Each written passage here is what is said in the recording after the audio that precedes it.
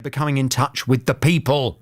Thank you, Alison. Grant Harold is a former Royal Butler and is the author of the Royal Butler's Rule Book. Hello, Grant. Good morning, sir.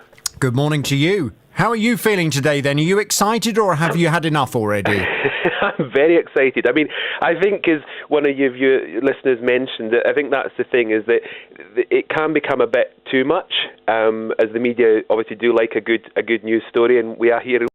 We're now in day 2, and we'll probably go on for day 3 and day 4 and day 5.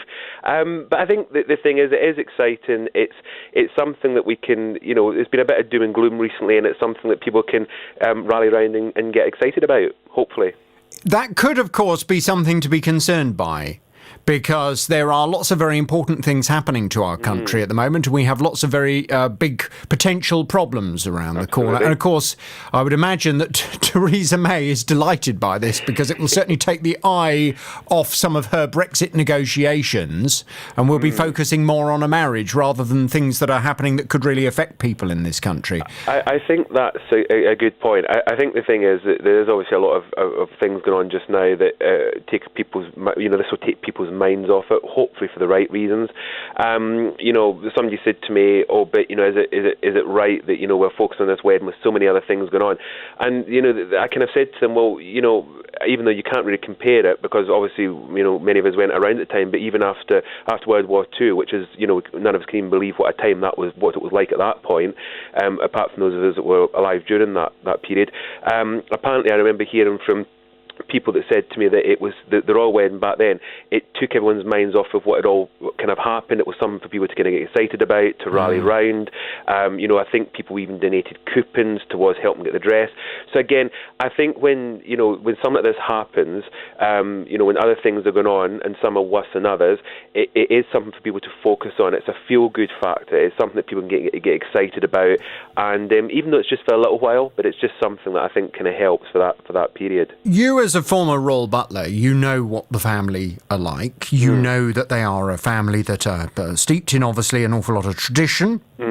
Here is an American actress, a television personality, who comes from a very different kind of culture to the royal culture. Do you think she will fit in? Do you know what I love about this? And I don't know if it's a good comparison or not, but it's got the Hollywood element a little bit to it. And again, when you think of princesses who have come from the States, Grace Kelly comes to mind, and she did it. I mean, obviously it was a very tragic ending, but she did it beautifully. The way she kind of gave up her acting, she took on the duties of a full-time royal. And again, I think with Meghan, I think it's something. I mean, it'll be obviously down to her and Prince Harry as to how much she wants to do, if it's a full-time job or whether she does other bits and pieces.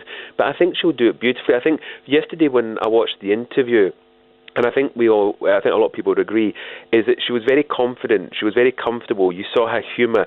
And again, I think that's because of what she already does as an actress, and having a bit of she's got a public persona, she's known, and she's got charities. So I think she's already kind of got what's needed to do this.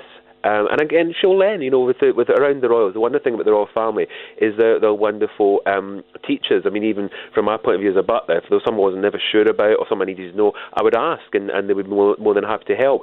And that's from a staff point of view. So certainly from a member of the family, there's going to be a lot of people there to support her and help her.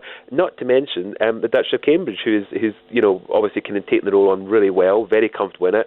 And again, I'm sure that she'll be there to lend support and give advice the whole way through. You talk about Diana. Do you think, because some of my listeners have already expressed some concern, that in the way that Diana became a massive star, and as a result of becoming a massive star was hounded to her unfortunate death by the press, is there a chance that the same kind of thing will happen for Meghan? Is there a chance that the media will just become so obsessed by her that it will be her downfall?